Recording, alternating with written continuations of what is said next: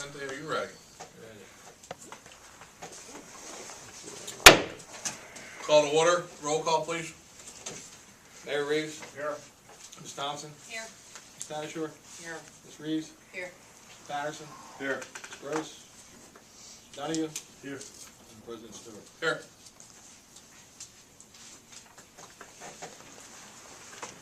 Council, under previous item updates, wanted to give everybody a quick update on where we're at with the Pennsylvania DEP 567 Recycling Technical Assistance Grant. The consultant, KRF Environmental, is in the process of gathering data.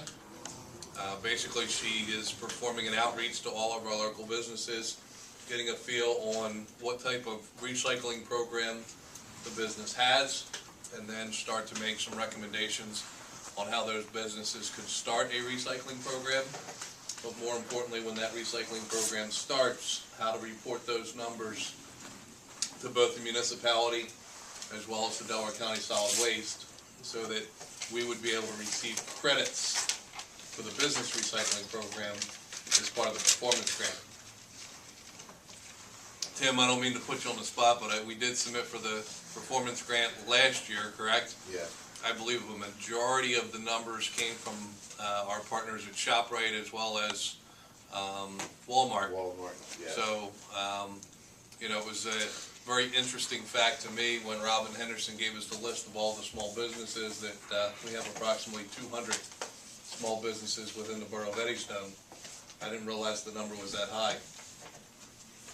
And to start getting some of these businesses on the path of starting a recycling program is going to boost our numbers tremendously in years to come. In addition to reaching out to the businesses, Kate Perry, see, I'm doing very good with that, even with the Kate Perry from the Super Bowl, I'm calling her Kate Ferry. She is going to roll out an educational outreach to the elementary school. She's been in touch with the principal, Jeff Durazio. They're going to send out lesson plan packets here in March, and it looks as if the school is going to be presenting their educational recycling curriculum on the 22nd of April, excuse me, 2015, which coincides with Earth Day, so it's an appropriate time for them to be putting out the educational materials since it will be Earth Day. And then last is they've made a recommendation that the school is presently recycling aluminum cans. However, they do not do a paper recycling. And Kate made the recommendation that they start a paper recycling program. That prompted me to reach out to Suburban Waste Services down on Seville Avenue, and Suburban Waste Services has agreed that they will put a paper retriever bin behind the school district, behind the elementary school, and that it'll serve a dual purpose. Number one is that the school district would be enrolled, or the elementary school would be enrolled in their rewards program, and then we would also receive as a borough the credits for the recycling material that's collected through the paper box. So I'll be working with Principal Durazio in the next month, determine where the best location to put this paper retriever bin. Probably a lot of folks have seen the paper retriever bins. It's the blue and yellow bins, got a picture or logo of a dog with a paper in its mouth. It's got the, have you seen it? Yeah, but they don't have individual cans in the classrooms. I don't believe so. They used to recycle the paper down. Yeah, because teachers, I mean, they recycle paper every day. They used So to. that's something. They That's the had comments that I received from Jeff, is that the, they do not have a entrance paper on that recycling program. Yeah, they should have one in every classroom. And then it could go into the big bin. Yep. The big bin they used to have right at the entrance off of 10th Street there, by the old tennis courts. I seem to remember the big bin. I know the middle school has one, or at least the middle school used to have one. The high school used to have one too, they no longer have one. They no longer have one either? Not to my knowledge, no. So they don't recycle? Not that I know of. They used to. So council, any questions regarding the 567 Recycling Technical Assistance Grant at this time? Once again, Kate's looking towards producing the final report by the end of the first quarter, so we should be receiving her written report by the end of March 2015.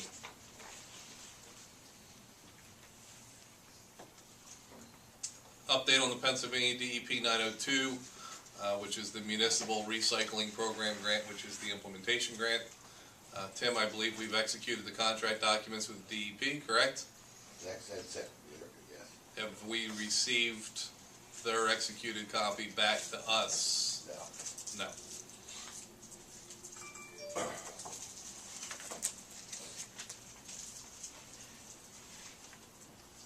In the past week, I've learned more about recycling carts than I guess any human being would deserve to know, is that the carts themselves, in accordance with the grant program, need to be purchased through a CoStars contract, and CoStars is a cooperative purchasing program that's administered by the Commonwealth of Pennsylvania.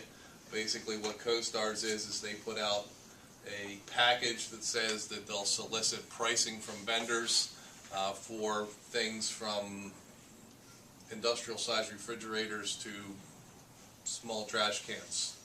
And recycling carts is one of the categories. I've been on the CoStars website. I found 3 vendors that have carts very similar to what I think would be most appropriate for our borough. I was able to solicit pricing, and I unfortunately did not have a chance to copy all the pricing and send it out to the rest of council. We right now have pricing from the following vendors.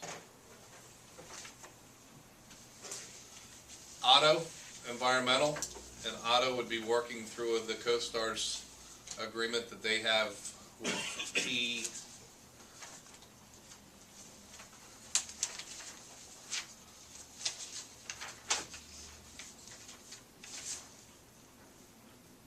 TM Fitzgerald.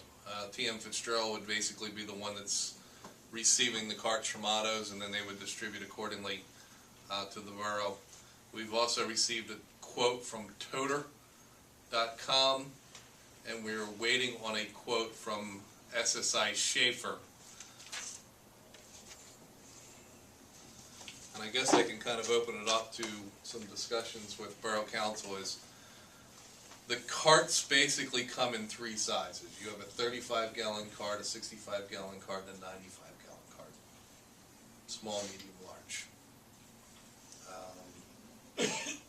I've gotten mixed recommendations from the sales representatives. A lot of them want to sell the very large cart, the 95-gallon cart to you, just because it's the largest size that they have.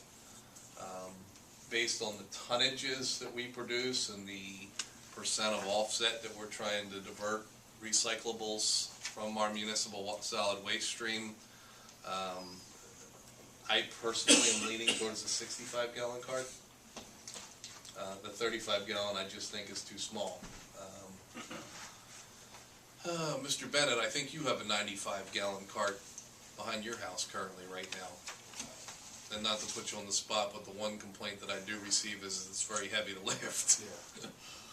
We will be putting the mechanical tippers in, but what I'm looking at right now is because we are a densely populated community, very limited with space. We've got a lot of elderly residents. My personal belief is that the 96-gallon cart might be a little bit difficult to store in the backyard, as well as to handle with the elderly community. We are looking at probably ordering 10 to 20% extra. So we would be in a situation where you order by the truckload. Most of the trucks are right around 600, 700 carts per truck. So with 950 homes, if we get 600 on a truck, that's 1,200 carts, and so it's going to give you that extra that if somebody wanted to either get or purchase a second cart, you would have the ability to be able to do that for some of the larger families. I have a question. Sure. Could you get the bigger ones for the households that want the bigger ones and the smaller ones for the ones that want the smaller ones? The problem with that is the pricing is all based on truckload. So they're wanting you to buy one full truckload of the cart. You know, the I'm other. just thinking for elderly. The other issue is that you are paying, I won't call it a premium, but an extra price to put the hot stamp on the side. So once they get into production, it seems as if the average price is between $300 and $500 for the hot stamp. They would charge you that $300 or $500 again because they're setting up the dies on the machine differently for the larger. So you're talking about each household Each. getting one? Each household would get one 65-gallon cart. It's hard to picture. 95 is huge. 95 is really big. That's, I think you ought to rule that out and decide if it's gonna be a Here's 65 what or I've 35. asked. You know, when I spoke to the three vendors, because of the CoStar's pricing arrangement, we do not have to go with the cheapest price. We definitely can go with the best value. What I've asked all three vendors to do is to send me a sample. Give me, you know, what your cart looks like. Yeah. You know, this way here, we can bring the carts in and the members of council can kick them around and see how sturdy and tough they are and make a decision by hands-on saying, okay, this is what we want. Yeah, it's hard to visualize Mm-hmm. if you don't see it. If there was some family that had an especially large amount of recycling, a very large family or a household that had a lot of people in it would be to the town's advantage to let them have a second Have them too. cart rather than have everybody have 95, because the more they recycle, the more we're going to get back. You could take the big cart, just stick them at the end of the alley. That'll last me about 2 weeks to fill that. What's that? I have the 55-gallon one down at the beach. It takes Mhm. at least 2 weeks to fill that up. That's what you have at the beach, and that's mandated recycling down there too, is it? Yes, How big, Alan, you have? 55. 90 We're is talking big. about getting ones that are 65? Mm-hmm. Mine's full every week and mine's 65. Yours is full every week at Yeah. 65. As long as I keep using my can and the new can, I'm good. Okay. And you put all your recyclables in it? Everything. Everything. Yeah. My trash, I actually have 2 trash cans, but I only utilize one. And it's the smaller one because there's basically nothing going out. I have garbage disposals, so And how big is yours, Dave? I'm sorry. 65 is the recycle. 65. But you can't compact the milk jugs and the big water jugs and Right. things like that. So it sounds like medium is the way to go. Right. What I plan on doing is the gentleman from,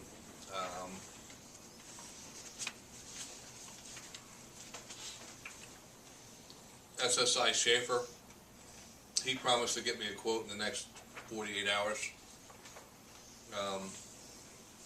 What I'll do is I'll put a table together for all of council, showing what the price per cart's gonna be, and then the features in each of that the carts have. You know, all of them are going to be set up for the mechanical tipper that goes in the back of the truck, so that's going to be a constant. Some of the carts have, the Schaefer cart has a 10-year warranty. Some of them have the ability to order replacement parts, whereas, you know, some of them just say you have to buy the whole unit. So, you know, I did get a recommendation from Suburban Waste. Suburban Waste uses the toter cart exclusively. He feels as if that's the best value for his business.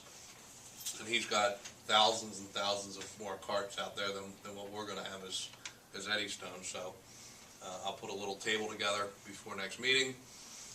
Hopefully we will have samples in place with all of the vendors, and we can make a decision. The lead time, they're looking 4 to 6 weeks for from the time they receive a purchase order from us until we go into production, or until they produce and receive the shipment. And what I'd like to do is to target by the end of March, or no later than the middle of April, to have the carts distributed to the community. I think it'd be nice if, the school kids, when they're getting their lesson on Earth Day, already have the carts at the home, so. That's the target that I'm gonna set, or the goal that I'm gonna set as a council, is that we make a decision, have the carts ready to be distributed. Couple things that you'll see on all the carts is every cart will be hot stamped with the Eddystone Recycle logo on the side. Every cart will have some type of serial number. Some of the vendors have the RFIDs, the barcodes that you can scan, so that you're able to create a database when we do receive the shipment. If whoever's going to be distributing from the admins from the borough here would be able to scan the cart in, type in the address, and this way you know who belongs to the cart.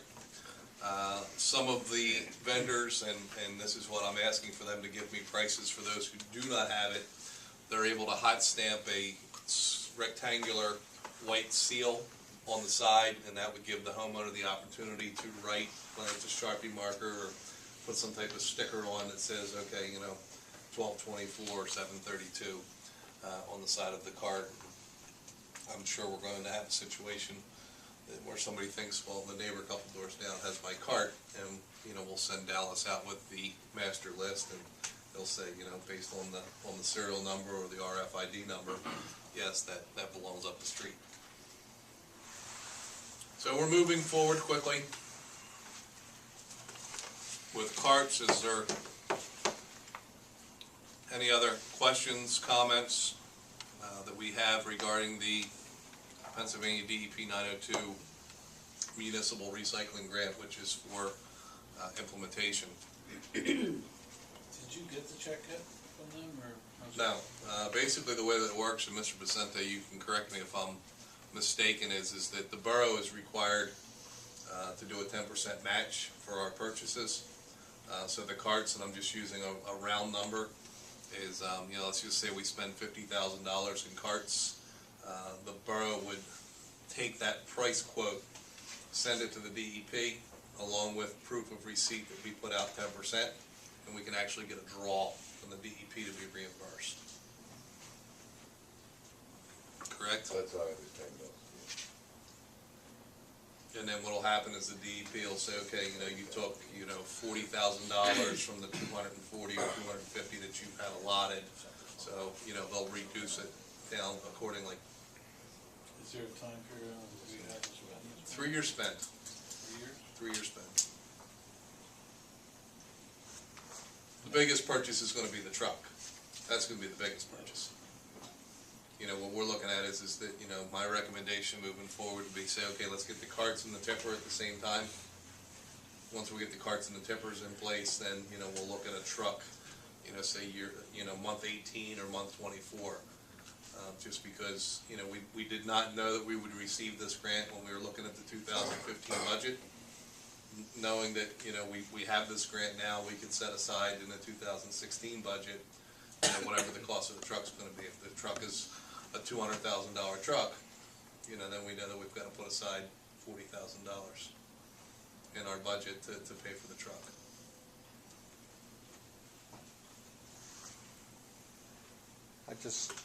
Do you anticipate any problem with some of the small day-to-day implementation issues, like if people are using the recycling containers for their trash? Yeah. I think you're gonna, it's gonna be very convenient that you've got a free container. And, I think it's just a matter of educating the community that says, this card is provided through a grant by the DEP for implementation of our recycling program, and that we as a borough receive this money for the sole purpose of doing recycling. And the life of the recycling cart would be based on it being used once a week, not 3 times a week. Correct. Yeah. Well, you're picking it up once a week. I would expect that every day you're going to go and you're going to put recyclable materials in the cart. You're just going to put it curbside and have it picked up 1 time a week. Yeah. And I'm seeing service lifes. Most of the service lifes, they've got a 10-year warranty. Most of the vendors are putting a warranty of 10 years on these carts.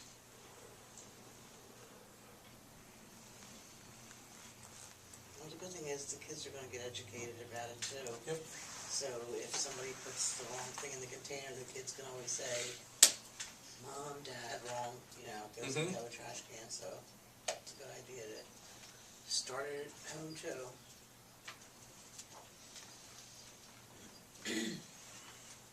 Very quick update on the consolidated collective bargaining agreement.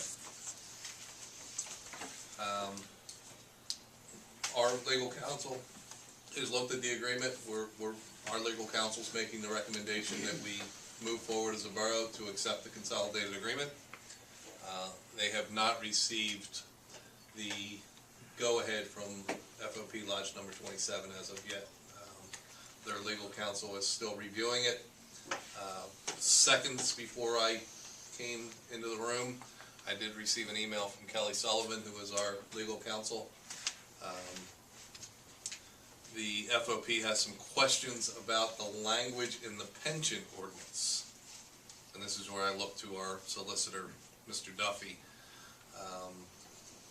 My understanding with entering into this consolidated collective bargaining agreement is that we were not changing any language. We were basically just taking all of the agreements that existed in the past and putting it into one document so that we would be able to put it on the side of the desk and everybody has one singular rule book that if an issue comes up, we're all looking at the same document. Yeah, we're not negotiating, we're just. If they want to make a change to the ordinance, the way that the ordinance is written for pensions, that would take an act of council to agree to changing the ordinance and having to advertise it and go through that entire process. Is that That is correct. okay? And nothing, I mean, like, it's not negotiating, so unless it's something that's in your favor, Right. which I doubt. I only had 45 seconds to review the email before I walked in. I'm going to forward the email to you, Mr. Duffy, just so that you and I are on the same page. My gut's telling me is that I send an email back to Kelly Sullivan that says, all we're doing is consolidating an existing agreement. We're not changing any language. If you have an issue with the pension, you can bring the pension, the ordinance that deals with the police pension forward, and we can address that as a separate item. Did you say what the issue was? No. Not specifically, just that there was language in the pension ordinance, and maybe the mayor might be able to shed some light, since you were a former officer. I'm sure you probably discussed the language in the pension ordinance before. I don't know what part you're talking about. I won't put you on the spot, chief. I think it has something to do with the benefits with your spouse, the wording with that. I'm not 100% sure, but I believe that has something to do with that. Because I mean, it wasn't ever an issue before. Or at least not when it was brought up. Yeah, I don't understand, what the problem is, but I've heard talk that there was something with the wording of how that is. It's not like up to date as far as it's concerned. Something happens to the husband or whatever, the spouse is supposed to be getting half of it, Okay. unless they get married, remarried. Oh, unless the spouse gets remarried. Right. Once again, and I just, I had 45 seconds to review it. I'm gonna forward it to you, Mr. Duffy, so that you can take a look at it. But my feeling is that if it requires a change to the ordinance, that's not part of the exercise that we were doing. The exercise that we were doing was to consolidate the existing language into one agreement so that everybody has the same rule book. Any questions about the consolidated collective bargaining agreement? I'm still pushing Kelly Sullivan to have the FOP say, go ahead and we will take action to accept it at the next Monday's meeting if everybody can agree.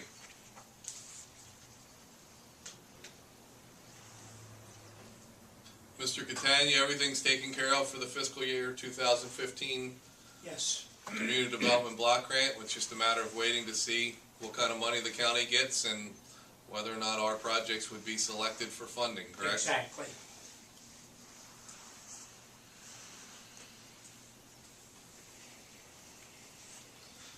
Repair of the town clock. If memory serves, we took action at last meeting to move forward with both the replacement of the motor mechanism as well as the installation of the LED lighting. The estimated cost to perform that work was $1,750. Councilman Patterson, as you had suggested, there is a preventive maintenance program. It is $550 per year. And basically the vendor would come in, they would take the glass off of the face of the clock, they would get in, inspect the motor mechanism, they would change the oil. That is a wet motor, so it is actually sitting in an oil bath. They would make sure that there's no debris, they would check all of the electrical connections to make sure the LED's working correctly, they would check the control box to make sure that the computer software is operating correctly. When I spoke last week to the vendor for the clock, I did ask the question. I said, "Well, what kind of warranty does the motor have?" The warranty on the motor is 1 year from the manufacturer. So I said, "Well, why would we do a preventive maintenance now if we've got a 1-year warranty on the motor?" And he says, "Makes sense to me. If you wanted to go with the preventive maintenance contract, you do that a year from the time that he does the install." Would that include the time change? That would include the time change. Good. That would include the time change. Is the clock working now? Not at all. No. Light does. Okay. Somebody asked me about last weekend, that was like 3 hours off. The time changed because he did fire the motor up. He was able to get the motor running, but the motor shut down immediately after he got it to fire up. So it is definitely a motor mechanism that needs to be replaced. But it is a different time than what it was before. I think it was like 4 o'clock before, and now it's like 6:30 or 6:45. Does that service contract include parts or just labor? Just labor. Just preventive maintenance, just going in there and, changing the fluids.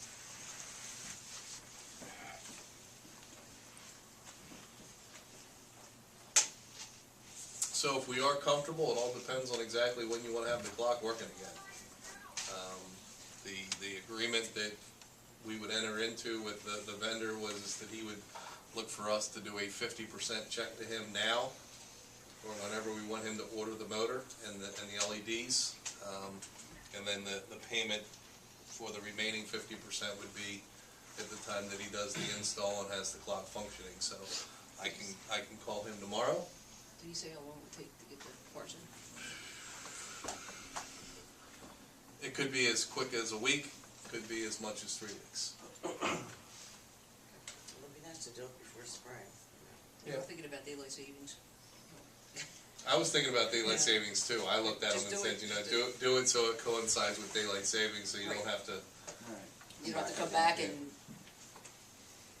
It's a good idea. No, it's like the roofing industry. Not many people get their roof replaced in the winter, so you get a better deal if you tell the guy, hey, I want to get my roof replaced in the winter, because they're, unless they have a snowplow business on the side, they're looking for as much business as they can get. I'm sure when I make the phone call, he'll tell me that if you let me install it now, I'll come back free of charge and spring ahead. I'm fine with that. So. Well, that sounds like a plan. I'm with you. I'd like to get it working sooner than later.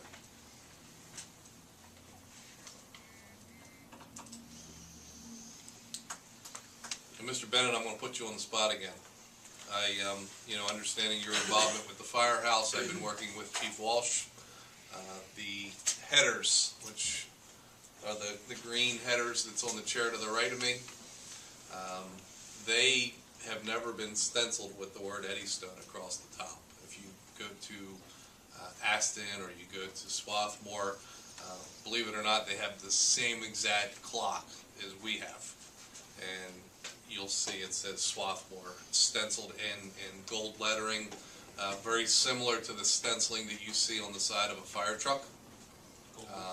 Or very similar, if you walk back to the mayor's office, you'll see the stenciling of the word mayor. Andy had put me in touch with the gentleman that does that type of painting. Just sent an email to me real quick and said the guy would be giving me a call. I have not heard from him.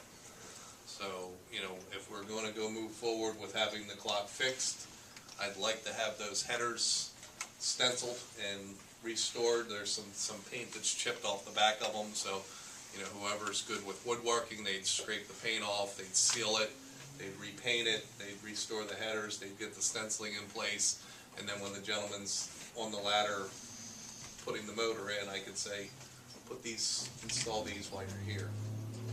Can we have the highway department clear out some of the tree branches because they're overgrown, Yep. covering the clock? Mm-hmm. The other issue with the clock, while I'm thinking of it, is that when we put the planting bed around it, they covered the base of the clock. The base actually, if you have your concrete footing with your anchor bolts coming out, there's supposed to be an air gap in there and allows the wind to blow through and keep the clock dry inside as opposed to the moisture building up because it's a wet motor. Right. You know, so that was one of the things that the gentleman, when he came out to do the inspection of the clock, said, you know, if you cannot take one of those, if you can't lower the planting bed and expose the base, then at least dig it out and put a coarse rock in there so that it has airflow going through the clock. So that's another thing now that you've reminded me is that Gina's gotta either lower the planting bed so that the base of the clock is exposed, or dig it out and fill it with a crushed rock so that it's got the airflow. So if we're comfortable, I'll give him a call and say, set this thing up. I will just need the Pacentes to authorize a check for half of $17.50. I'll send Joe an email, just have him cut it.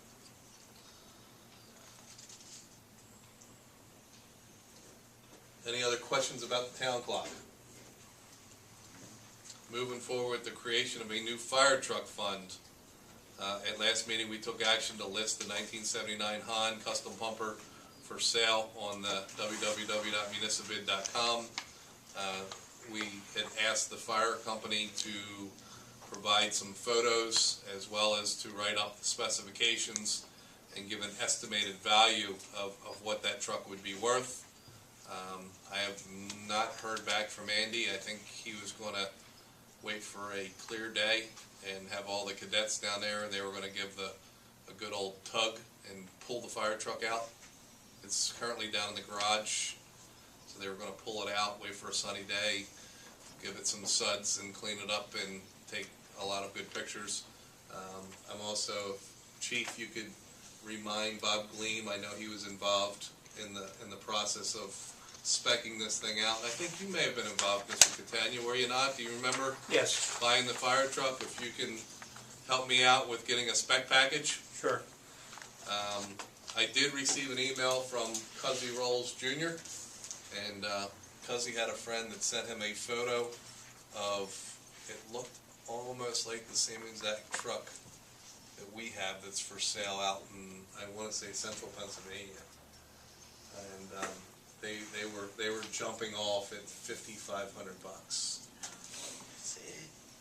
That was the scrap value. Wow, it's a start. But that was the jumping off point. That was minimum bid. So at least that, you know, gives us a spot that we can just say, you know, instead of starting it at $1, started at $5,500, because that's, according to Cuzzy Jr., that was what they had. They went to a scrapper, and the scrapper said, you know, I'll give you $5,500 right now. Seems so low.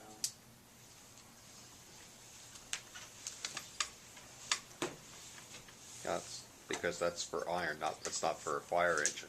So that's why it seems. Being a 79, being in what would be considered pretty decent condition for being as old as it is, you know, hopefully there's an antique that, you know, wants to restore it. And, you know, the advantage of being on a municipbid.com site is you've got national exposure, and we'll cross our fingers and hope for the best.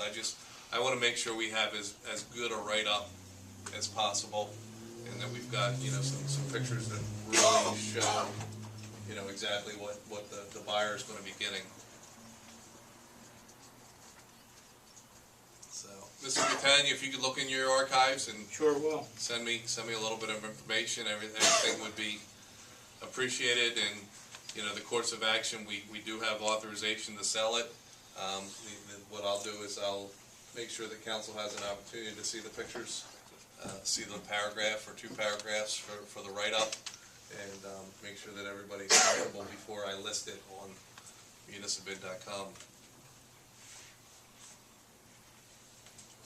Mr. Duffy, do you have an update on the advertisement of the ordinance changes for ordinance 647, which modifies the mini bikes and motorcycles and the way the storage fee would be, and also ordinance 648, which is the modifying the language in the chapter 37, which is the police department, which adds the language of sergeant as opposed to the juvenile officer. Has that been advertised yet? It has, I believe it went out, I think it was January 27th Okay, that it went out. 30 days?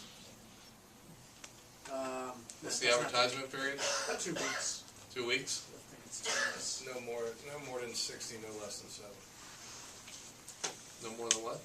No more than 60 days. 60 days? No less than 7. No less than 7 days. So you're perfectly fine. Okay. Can we take action to Yeah. adopt next meeting? Oh, yeah. I'll move it on down to the action items. You can send that to Tim? You could send a copy of the revised ordinance to Tim and myself? Yeah, I think you have it, except for maybe the number might be Okay. different, but I'll resend it to you.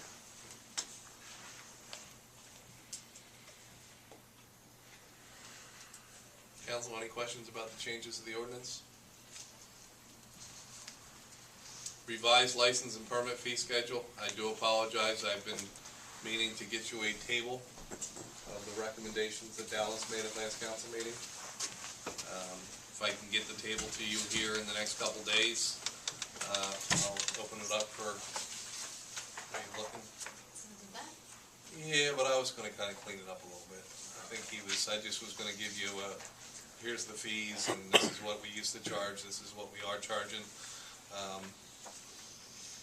And then if we can take action to approve that, that's gonna be an ordinance change, correct? So, we would have to give you permission to advertise, just like we did with the other ordinances. Look at you, Councilman Patterson, changing ordinances. Slowly but surely. Start crossing things off your goal list.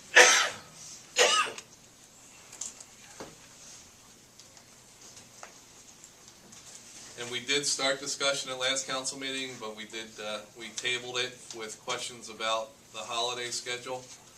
I know that every year we are scrambling to make a determination of whether or not we're gonna provide the borough employees the day after Christmas off, or the day after Thanksgiving, and. We have been, Yep, so we're making it official. we will make it official. I did take our council Vice President Reeves, took a look at the county website. I can send everybody a copy of what the county holidays would be, and my recommendation would be just to follow suit with what the county's doing. The only difference is the county gives off for primary election and election day, where traditionally we have not. Can I ask a question? Sure. I was on our website today, you go to the calendars, in our calendars, it says holiday. I put it in there. I just Being proactive? I wasn't expecting anybody to go forward into November to see what election day was all about. There's a But primary May. I put them in there. Right. At Martin Luther King Day, is that one of the We holidays? did not have a Martin Luther King holiday this year, I know we did, and it was not a holiday for us. We all worked and picked up trash. I know that. But next year, will we? If we decide to go with the county holidays.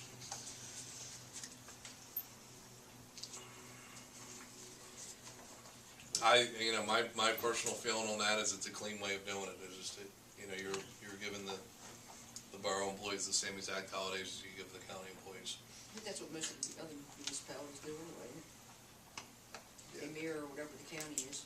Yeah, I think so. At least that's what I did when I called Brookhaven, I talked to Brookhaven and, Lee Park. I did the exercise to see how many trash days would be affected, which is why I just plugged all the holidays in based on and I looked at all the Mondays or Thursdays that impacted the. When you do that with the schedule, can you get a present schedule on? I can.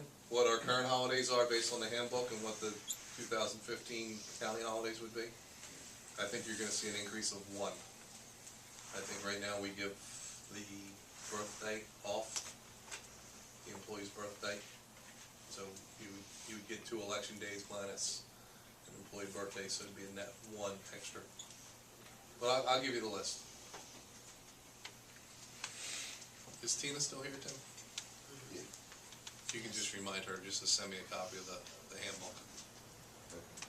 Can you send me a copy of the holidays that are in the handbook when you get a chance?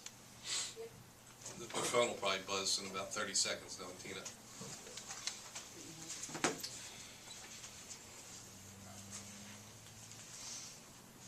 And I do apologize once again. I meant to send out a list of all the council committees and citizens committees, but I promise to do that in the next few days, so that everybody has a chance to take a look at the committee assignments. Any questions about previously discussed items? Yes. Did we, find anything out about a sign for out front? Similar to the one in Brookhaven that would have the meetings and all the different functions? That was, Mr. Catania put the application together for the Community Development Block Grant. It included the welcoming signs to the 4 points in Eddystone. It also included the variable message electronic sign out front, and it included the replacement of all the street lights, the street Street name signs. Yep. So that was included in your block grant? Yep. And we will not find out from the county if funding is available until at least July 1? Now, we'll find out probably around the 1st of April, 1st of April? 15th of that, yeah, somewhere in But there. we will not be able to spend until, You won't be able to spend until you have an agreement executed with the county. okay. But it's in there. The request is in there. Bill, prior to us taking action on the CBA, will we receive a copy before the meeting to review? Yep. Yeah, if I don't get a copy here by Wednesday or Thursday, I'm just gonna tell Kelly we'll table it until March.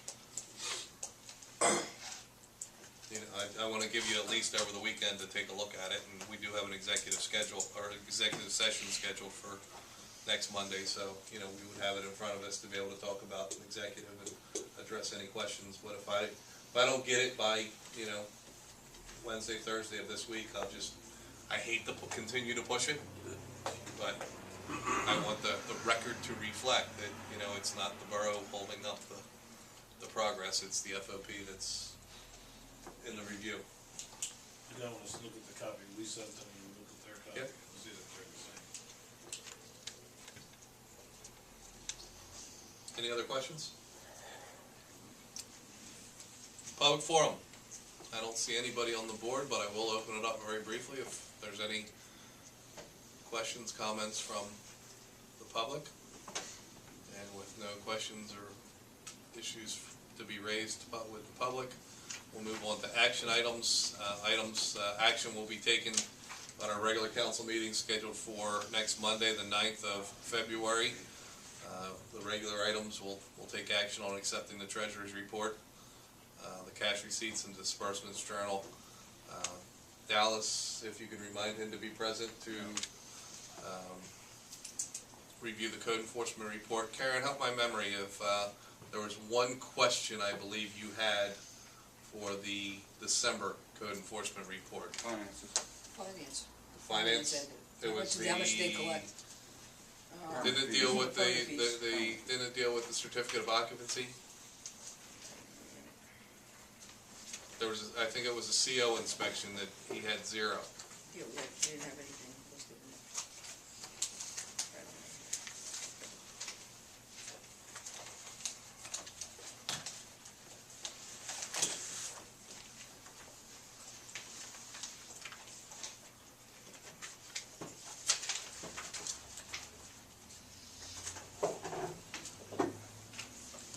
This is December, I don't have January in front of me. I want to say it was, I think it had to deal with the fee that was collected for one of the certificate of occupancy inspections, but if you could remind Dallas that there It was, wasn't one of them, it was the whole bunch, it was the whole thing was like, if you could remind Dallas that there was a question, Yes. this way here, you can address that question, and we will have to accept both I the, believe he sent me an email, I believe he has it. okay. Well, we'll have to accept the code enforcement report for both December of 2014 as well as January of 2015. He talked to John Lyons about the, whatever it was that doing. Chief, just a reminder, be prepared to present the police report for January 2015, and I will send a note to either Alan III or Chief Walsh to make sure that somebody from the fire company is here to present the fire report. I'll list it here that we will take action to accept the consolidated collective bargaining agreement with the understanding that I will get confirmation from Kelly Sullivan that the FOP is good to go no later than Wednesday, Thursday this week. And if you can, council has it over the weekend to take a look at it, then I'll be asking us to take action with the understanding there's no changes.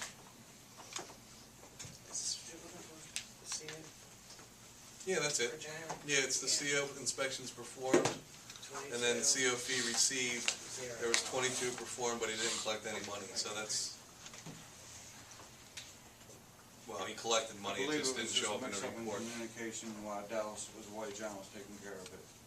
Yeah, I think he already got the info. Yeah, he did. But you John did has. reach out to John Yeah. and took care of it. He sent me an email, he said he had it. Chief, just a reminder, if you could submit your work schedule to the mayor so the mayor can review and make a recommendation to approve your work schedule for March of 2015. And I don't need to remind you of the language that's in the memorandum of understanding, Mayor. You've got it down pat, I'm sure.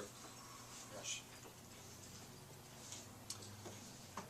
Mr. Catania, sir, you and I spoke on the phone briefly earlier this week, but just wanted to address Vice President Reeves at last meeting had a question about the concrete contractor that was the responsible low bidder for the community development block grant to do sidewalk repairs at the borough-owned facilities. I believe it was Premier Concrete? Yes. And your question, Council Vice President Reeves. Wasn't that the one, Chuck, that we had an issue with? No. On the firehouse? No, he didn't work in the firehouse. Premier didn't do any work on the firehouse? No, Who did the concrete work on the firehouse, do you remember? there were 4 or 5 different contractors. Mariani was the first one. And I think Ellis Construction may have done some. The guy that did the street paving did some also. Suker? Get his name Suker? offhand, but no, it was not who you're suggesting it was. It wasn't Premier, No, wasn't Premier.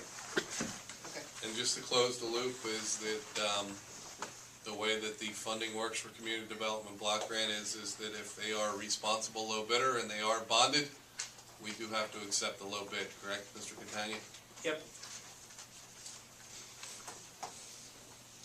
What if, hypothetically, we did have a problem with them, would we still have to accept a low bid from the, say that we did have a problem with them? We didn't have a problem with Premier. I know, but say that we did, would you still have to accept the low bid, if they were the low bid? No, but before you made the award, you would bring that up Okay, okay, and have a discussion between the solicitor, his lawyer, okay. try to work things out. Yeah, I didn't know, because you just said that you have to take the low bid, well, Oh, if you had like a previous problem, you know what I'm saying? you have a tough time getting the county to accept rejecting a low bid. I believe it. Yeah. Okay, thanks, Uncle Tom. Being in the industry, the slang term I use is if you can bond it, you can build it. Yeah, that's about it. Mr. Vicente, just a reminder, I know that there was a letter of recommendation that was in the packet for the last set of meeting minutes. If you can insert that or reinsert that, since this is going to be a carryover action item. We did table it last month, so if memory serves, it's a letter that came from Mr. Catania. Might have been dated back as far as the spring of 2014, and it was just his letter making the recommendation to award the contract to Premier. Mr. Duffy, you have the contract documents prepared, correct? You're just waiting for council to take formal action of awarding the contract or, awarding it to the low bidder, and then you can give it to Premier. Yeah, I have to amend that one thing. I gave him a draft of it with the provision that, they had to wait until. Okay. So I just have to amend that one page, the one date in it, and send it back to them. Mr. Catania, just from a timing standpoint, I know that there's a sunset date on the funding from the county. It's 1 year from the date of the agreement which we executed. Okay, So we've got until the end of this year. the end of this year. Yeah. How much work is involved, calendar days worth of work? Is this something that we can wait until Oh, the yes, spring? we've got plenty of time. And then you've got plenty of time? Oh, yes, yes. Okay. Mhm. This is the type of contractor you'd be able to make the phone call and say, hey, I need you in here in May, June, and July, and Yes, you would get that level of service from the contractor? yes, he is. Okay.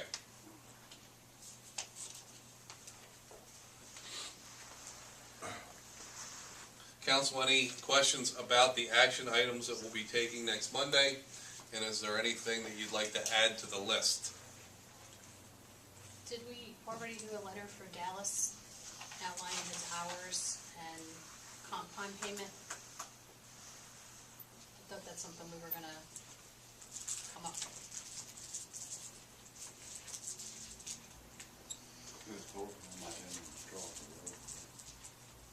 Like a performance expectation?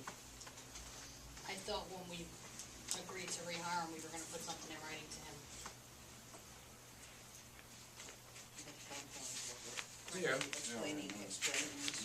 We've had the discussion with him. I can put together just a little performance matrix that says this is what your expectations are.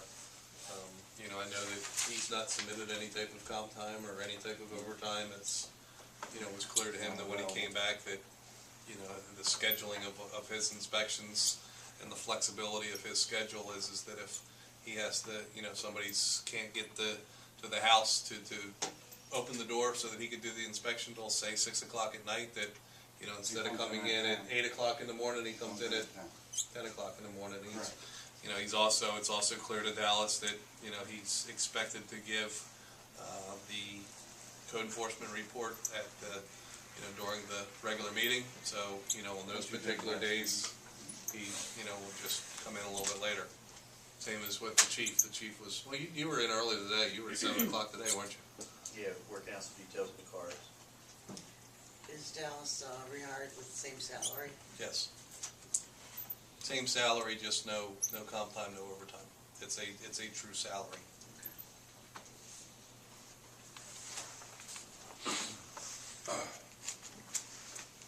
Any other items to be added to the list of action? Could I ask a question? Sure. Kind of a separate subject, but what's the procedure for, there's a pothole on 11th Street in front of CD's Tavern that's clear through to the cobblestones at this point. I think there might be 2 holes there. Is there a way that we can,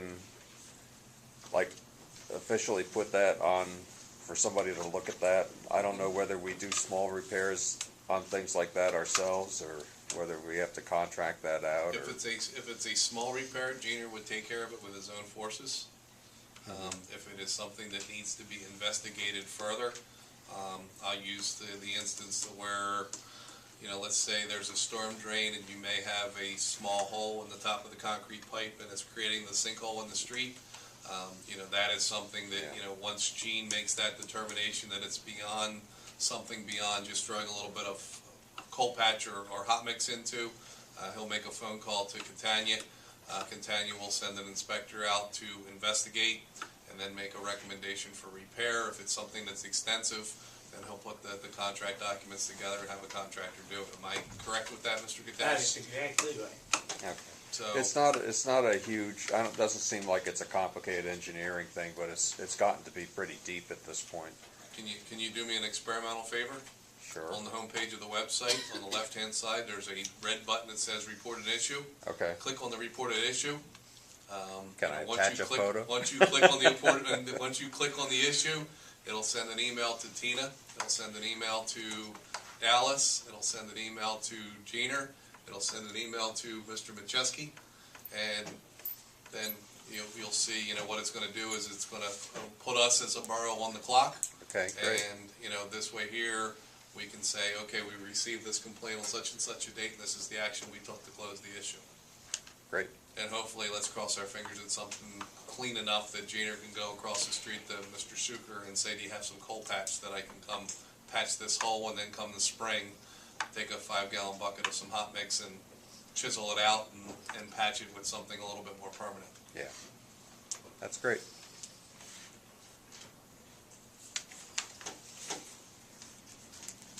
Next meeting, next Monday at 7 o'clock, our regular council meeting. Mr. Patterson, you've got your Parks and Recreation meeting on Tuesday the 17th. Correct. Am I correct with my dates? Karen's usually right there with her phone and her calendar, making sure my dates are all correct. And then, Chief, a reminder that we do have a committee meeting for the Police and Emergency Management on Wednesday the 4th at 6 o'clock. And then that's followed at 7 with the Highway and Sanitation meeting. 17th is third Tuesday. Perfect.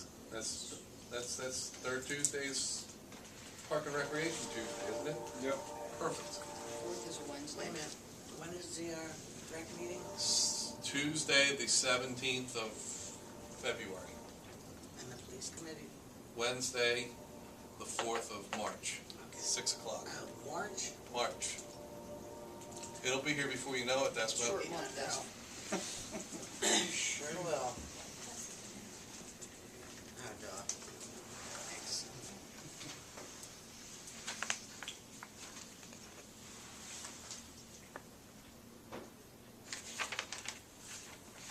Couple general updates, executive session. We do have an executive session scheduled for 6 o'clock on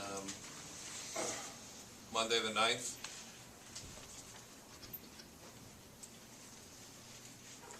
I do understand in discussions with our legal counsel that we are very close to establishing a date for the civil service hearing for Chief Connor.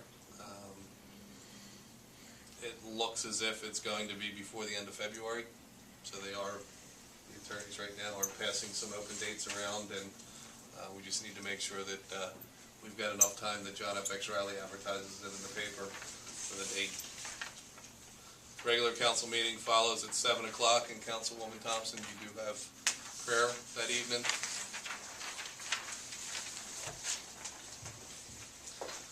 Blue Ribbon Campaign. The Ladies Auxiliary has taken the liberty of buying some blue ribbons. They're actually pretty nice. They're not too bad. Have you seen them? No, but I would like to buy one, because my daughter put one out today, and some kid stole it, right she came inside, was looking out the window, this kid pulled it off the porch, she ran outside her room and said, "Come back here!" And the kid was looking at her like, "What?" She's like, "Don't just take stuff off people's porches." Like a whole bunch of them. And he did bring it back. But yeah, I think we need to buy a new one, because it's quite tattered. Tina has them in the office, so they're $3 a piece. I think the Ladies Auxiliary might be making 50 or 75 cents on a ribbon, so Good. all of that money is going to go funneled back to the fire department. But You don't necessarily have to buy from the ladies auxiliary either. I did a simple, went to Michael's and bought a yard of ribbon and tied it in a bow like you would tie your shoe, and it serves just fine, so. Is that on the TV also? I don't know. You liked the shoe analogy, didn't you? It was like the rabbit jumped the fence and went under the hole. Remember that when you were a kid growing up? Your mom used to tell you to jump the fence and then loop around and go through the hole and pull the loop. I don't remember. We should put it on TV. It's not. Tina, are you still here? Yes. Tina. If we could put some language on the TV about the Blue Ribbon Campaign? It is, Okay. twice. Twice. Oh, thank you, Tina. On the webpage. I have it on the webpage. Yes, it is on the webpage. It is not in Facebook or Twitter yet, because we haven't gotten that far. We are also expecting, as part of the Blue Ribbon Campaign, the delivery of 48 blue light bulbs. If you did read in the paper, the Daily Times had it in the cop shop section, to where Eddystone had passed took action to support a Blue Ribbon Campaign through the 9th of March. But in Brookhaven and Bethel, they were actually installing blue light bulbs in your outside light. And when I read the article, it came from the folks at Revolt Electricity, or Revolt Electric. And for those who do not know Revolt, the owner and president was former Councilman Dale Kearns. And his quote in the paper was that if any other municipality was interested in blue lights, to give him a call. And if it was free, it's for me. And I gave him a call and said Eddystone would love to have some blue lights. So he was gracious enough to donate 2 cases, which is the equivalent of 48 blue light bulbs. He should have them here before next council meeting, and we will distribute them free of charge to the residents on a first-come, first-served basis. And from what I understand in discussions with fellow council members, the blue light bulbs are a little difficult to find, aren't they? No, not really. No? Just for my type of light. Oh, okay. I have 2 pins coming up instead of the regular. Oh, you've got the Yeah, the efficiency bulbs. yeah, but they're not, you can go with LED now and they're more efficient, so. Might have to change the fixture out. Home Depot. Yeah, Home Depot has, even the floodlights where you buy a steak, just put the blue up to the house. So number one is that if you're interested in a blue light bulb, they should be here for the next council meeting, that you can install those in support of our local law enforcement. And if you're so moved, to certainly send a note to Dale and thank him for his donation of the light bulbs to enhance the Blue Ribbon Campaign that we're doing here in Eddystone Borough.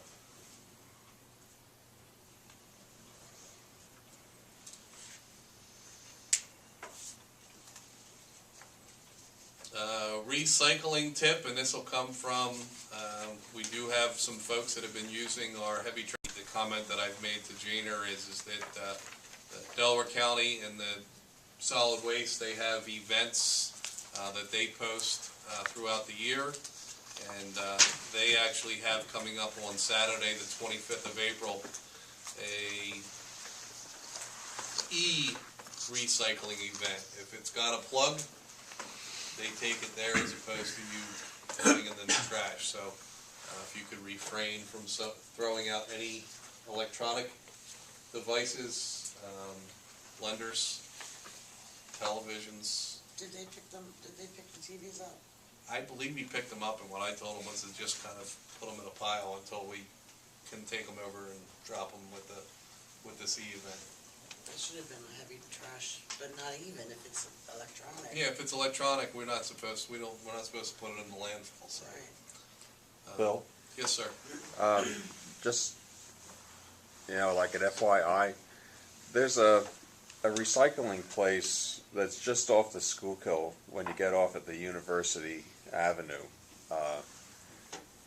exit, that I take things like TVs down to. I just had some old computer pieces, and you know, the thing about a lot of these circuit boards is that they also have heavy metals in them, as well as copper and things like that. They take them for free? They'll take them for free, and I just roll up, and they take anything that's got copper or metal or circuit boards, and I could, you know, I'm suspecting that, you know, if the borough ended up with 6 TVs or something like that, they could probably just drop them off down there without having to wait for the county. But, you know, you'd have the expense of driving down there. Right. It's a little shorter distance, it's Swarthmore, behind the Swarthmore Co-op. No, they have one too, they have like an e-drop off? Oh, that's good. A dumpster in the back, and we just threw the For electronic stuff? microwave in there yesterday. Can we drop off on the porch or something? And yes, I have an air conditioner on my porch right now. Right behind the Can I drop co-op. some stuff off? No, sir. Dave, right behind the co-op. yeah, right behind the co-op market, there's a dumpster there, and it's for electronics. You know I've that. already put a TV in the microwave in there. Good to know. Yeah. And I'll give a second tip, and it's maybe not a tip, it's just a kind of an FYI, is the other effort that we're making to minimize the amount of municipal solid waste that we send out to the landfill is that this year Jeaner picked up all of the Christmas trees that were thrown out separately.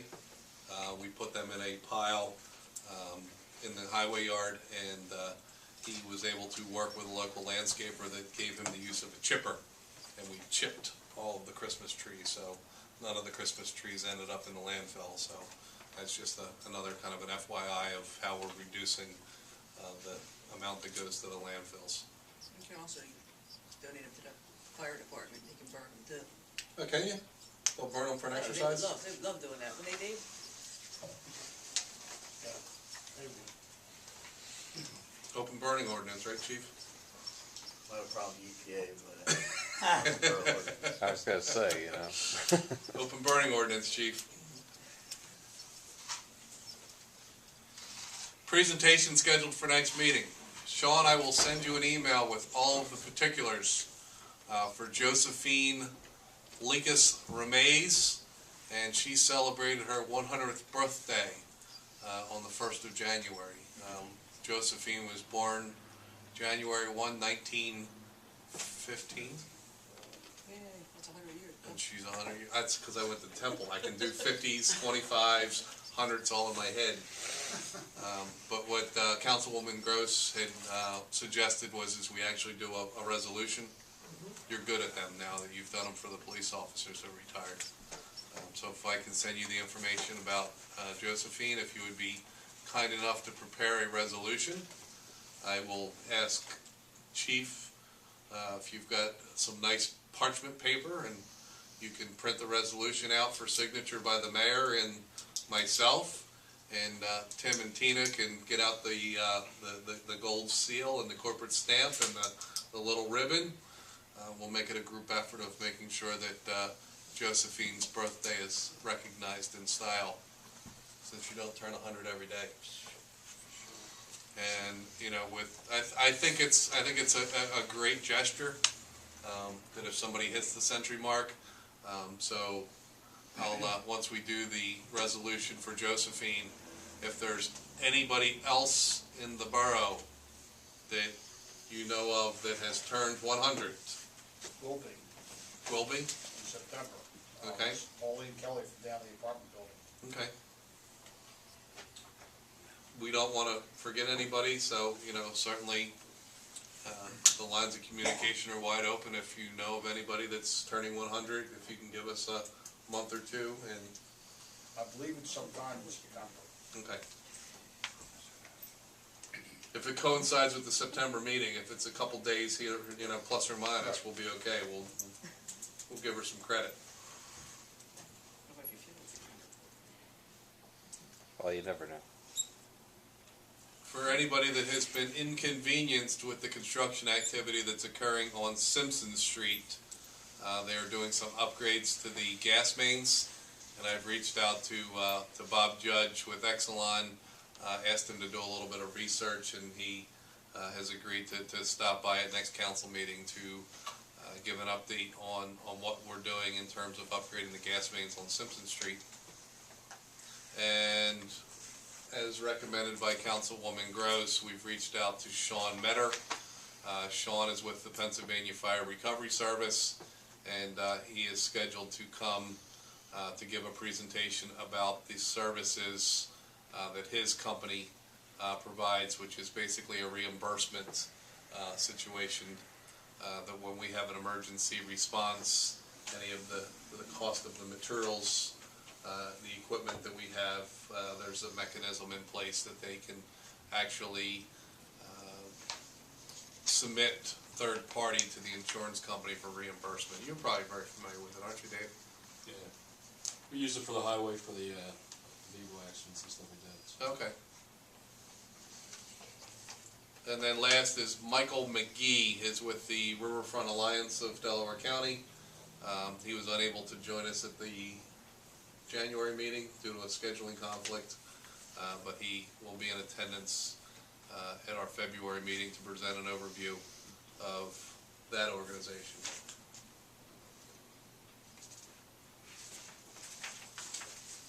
Chief, I'll start with you on the roundtable. I have some things, but I'll try to be as fast as possible. I just want to keep council informed. When we were supposed to have the storm of the century, we used the code red system to put a notification out to residents. I hope everybody on council got it, and I appreciate some feedback as to how we can change that or make that better for our residents. Also, we're participating in the Delaware County Narcan program, where each vehicle has 2 ampoules of Narcan in it. And on the 28th of January, we administered our first dose, which was a positive result. That was the 28th of January? Yep. And so you were able to revive a... Well, we gave the initial dose, and the EMS people came to give a second dose. We're getting a permanent drop box. We participate in the Take Back initiative every April that was started by Chief Connor. The funding for that program has diminished. So Jack Whalen has these permanent boxes, and we've been on a waiting list. And I got a phone call last week telling us that our box should be here in about 4 to 5 weeks. It kind of looks like a square mailbox we can put in the lobby. And anytime when the building's open, a resident can go and dump any unwanted prescription drugs, so they're not flushing them down the toilet or leaving them in the medicine cabinet for kids to get a hold of. Let's see. We're talking about narcotics. February 27, 2015, Nico will complete his training at the Wilmington Police Academy. He's already received his drug certification, and on 27th he should be receiving his patrol certification. With that being done, I would like to have council recognize Officer Elliott for his hard work and introduce Nico to the community on the council meeting on March 9th. Also on March 9th, I'd like to use the firehouse bays downstairs, bring in a new police vehicle, the K-9 unit, and invite residents to come up and take a look at the new vehicles and take a look at the new K-9 unit. Also, on the 9th, I'd like to have Steve Vidian invited to the council meeting for providing the finances for the K-9 unit. Marge, I don't have her last name right now, from the Delaware County Kennel Club. She's providing a free bulletproof vest and first aid supplies for the dog. I'd like to provide her with some type of a plaque or dedication. And Sergeant Vitale from Wilmington PD K-9 unit, he's a gentleman to accept us into their program. Now that we've done our programs, interesting is Ridley Township starting another K-9 unit, and they're going to follow our footsteps as far as the breeder and go with the Wilmington K-9 training. So with our dog being done and Ridley Park's dog being done at the same time, I'm going to try to put on an opposite schedule so we can utilize both dogs. And when Ridley Township gets their dogs on, we're going to put them in other rotations, and hopefully we can coordinate the resources and share them amongst ourselves.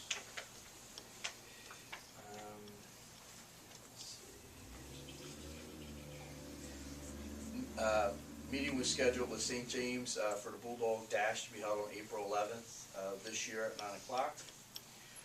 Patty Butler and Rainbow would like to come to the council meeting next Monday on the 9th.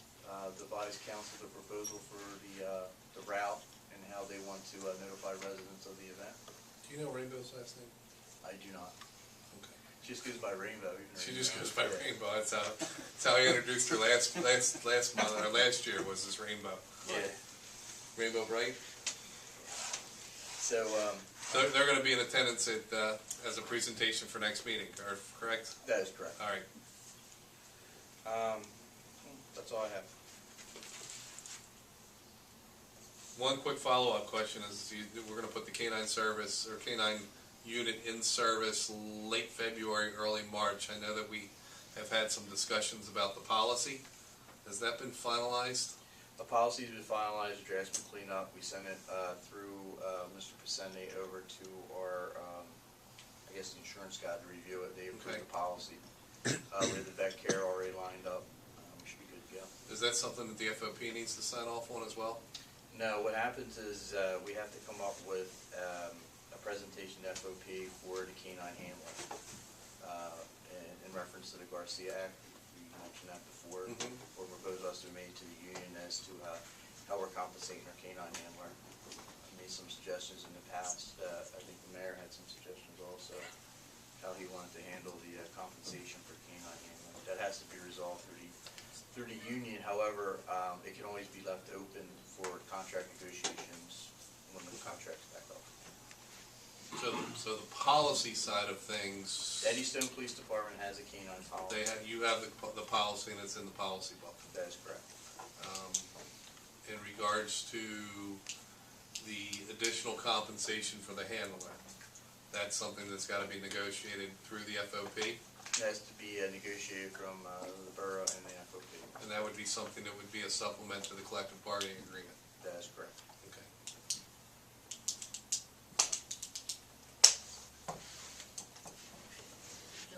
Yes. Rainbow's last name is Giaquinta. Giaquinto? Giaquinto. Giaquinto.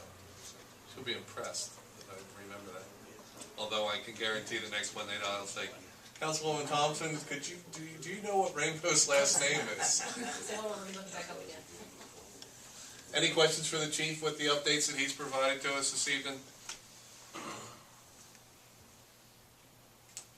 I do have one follow-up. I know that when I received your voice message for the Code Red, there was a mention about not saving parking spots. That's always an issue when we get a big snow. If you grew up in Eddystone, you know if you shovel out your spot, you don't want someone else pulling in there when you get done. You pull your car out, shovel your spot. And then what we end up with is we end up with a lot of debris in the roadway, trash cans, chairs, you name it, people put it. And it really causes a problem because people argue over parking spots without the snow. Snow on those parking spots. So I just kind of ask people not to do that in the street and ask people to be respectful of the neighbor. Neighbor shovels out the spot, don't just go park in there, you know. It has to be a little bit on both ends there. I've heard through the grapevine that we may have one or two residents that come up and want a clarification next Monday night on exactly what was meant. So if you can be That's fine. prepared with what the language in the ordinance is, and I can tell you from firsthand knowledge that my grandfather saved his spot, my father saved his spot, and I am also guilty of saving my spot in years past. So The true problem is even after snow goes, the debris stays in the roadway and it just creates a obstruction and safety hazard. I know that we've got a front end loader in place, and I'd love to be able to talk with Gina, and it might be something that we could talk about at the Highway and Sanitation meeting scheduled for the 3rd of March. Is that to come up with, some type of snow plan, so that we've been very, very lucky in 2015, but in 2016, if you can come up with some type of plan to where we can get the neighbors together to move the cars from one side of the street, and he can go through and clean them all up, yeah. He does do that. They get everybody to move it all at one time. He Put it does. one side or Pretty one much. part. That's what they do on our street.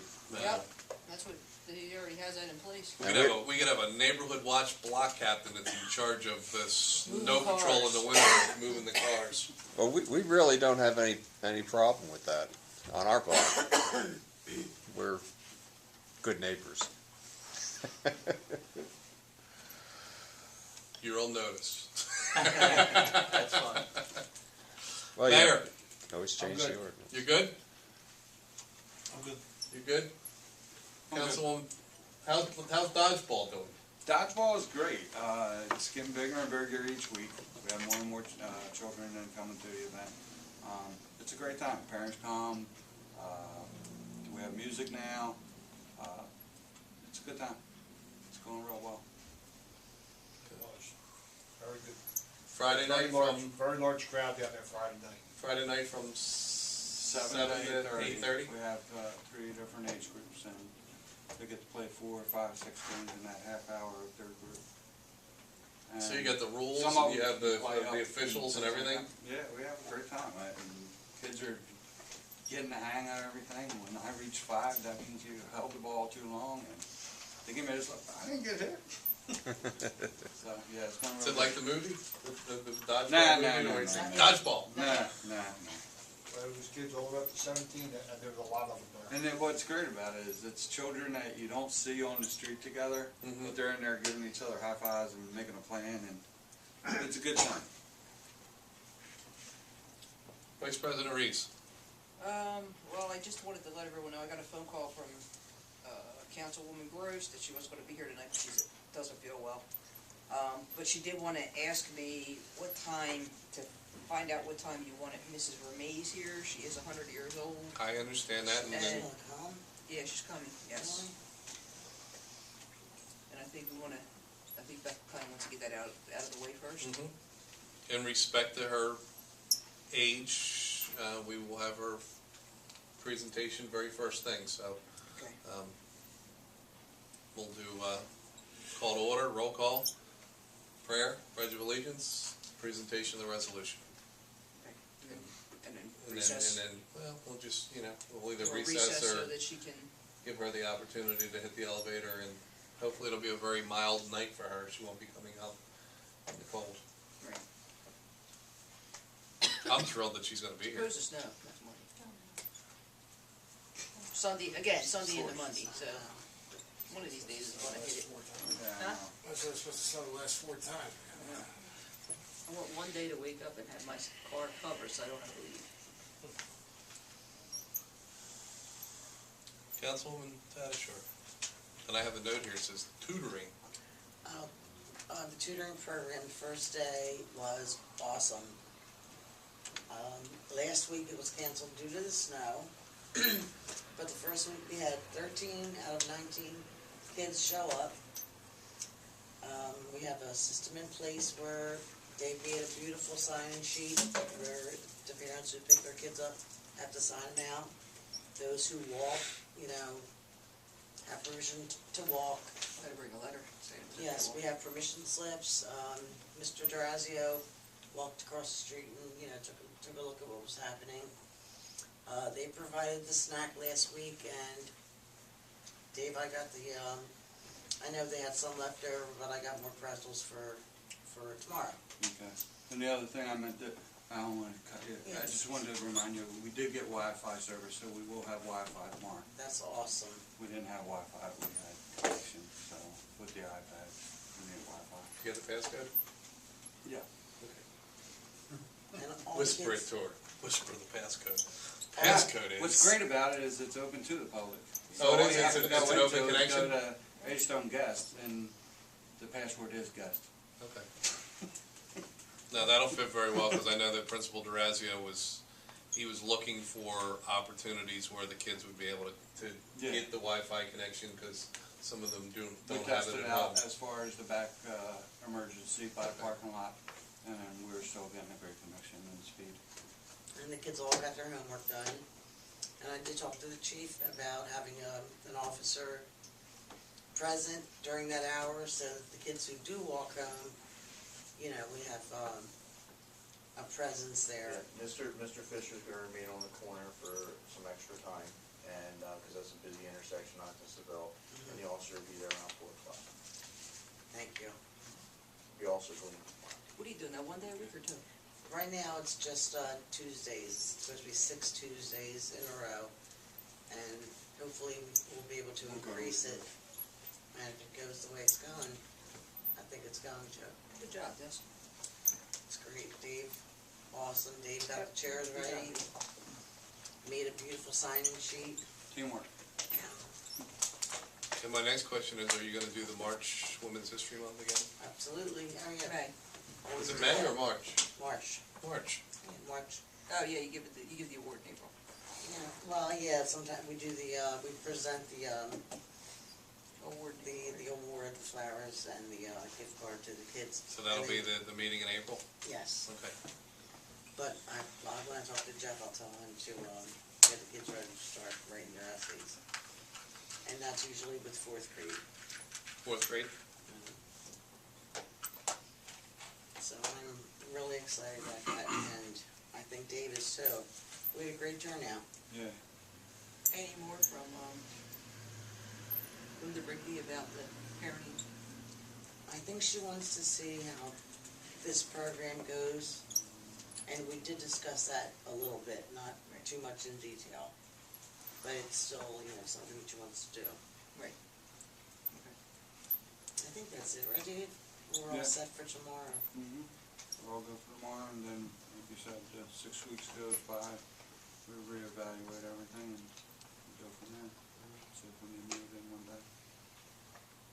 And now having the Wi-Fi, it's going to be Oh, even yeah. better. Do you plan on doing that till the end of the school year? Well, it's just for 6 weeks to start, Right. but, like I said, when, we'll see how it goes, and we're all for, adding days to it, not just stopping after 6 weeks, so, Right. depending on, the district High school, and right. the mentors and all that. That's it. Anything else? I don't think so. Councilwoman Thompson? I do not have anything this week. Mr. Duffy? Nothing. If you don't get that that information for the resolution by, I will chase you. yes, please. Yeah, it's on my list, but the list sometimes slips until, I don't wanna be emailing it to you Sunday night and tell you to have it done Monday morning. Because I know you will, you'll get it done Sunday night, you'll stay up late.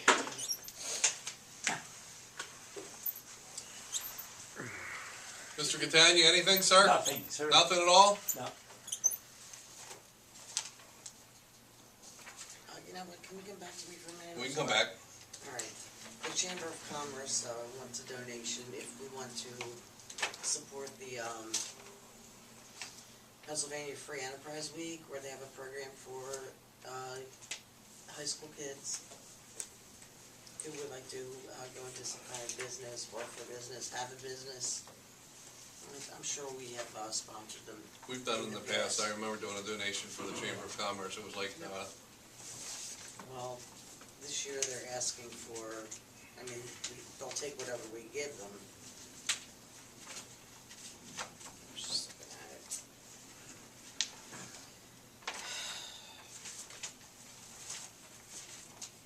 There it is.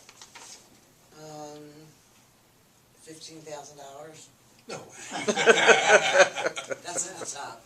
We get a t-shirt. I would like to make a gift of $575, I think is for one student. I think that's where it starts, so, but if we send them $100, they'll be grateful.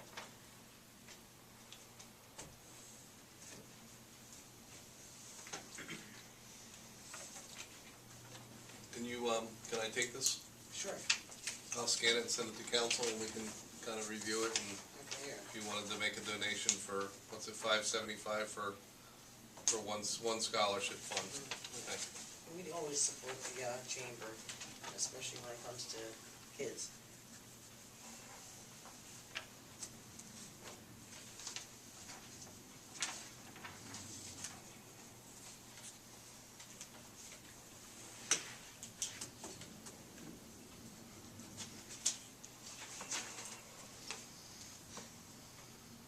Phone's dead. It's a shame that Councilwoman Gross is ill this evening, because I wanted to kind of share with her a nice little story. About a week and a half ago, I got an unsolicited email from a gentleman by the name of Ty Wellborn. Doing a little Google search and checking out the LinkedIn account, I was able to find out that Mr. Wellborn is a history professor down in Paris, Texas. He's a professor at the community college down there, and somehow, some way, he ended up with a pocket watch that dated back to the mid-1800s. And the inscription on the pocket watch was, the watch was given on Christmas Day from Mom and Dad to William Percy Simpson. And Mr. William Percy Simpson. And those who are familiar with Eddystone history, William Percy Simpson was one of the founding fathers of Eddystone with, operations on the Eddystone Print Works. And the watch has remained in the Simpson family, went to William Simpson III, Bill Simpson IV, and I was able to, with the help of Mr. Wilson, kind of track down some of the dates, and it appears as if the dates are correct on the inscription of the watch. It seems like that has to be. The dates are just too close for it not to be that family. That was pretty cool.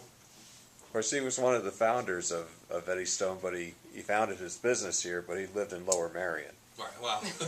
In a great big mansion. They were very rich, very rich. But it's interesting that, from the conversations that I've had via email with this Mr. Wellborn is that apparently his father was in the gold and diamond business, and, for whatever reason, this watch ended up in his possession, but, being in the business and understanding the inscriptions and that this is an heirloom piece, for whatever reason, his father decided not to send it off and melt the watch for the value of the gold. However, he kept it and gave it to his son, Ty, as, part of Ty's inheritance. So stay tuned. I did reach out to Keith Lockhart. Those who don't know Keith Lockhart, Keith is the Delaware County historian. He is a board member of the Delaware County Historical Society. He actually, believe it or not, knows William Simpson V, who is living right now in Arizona.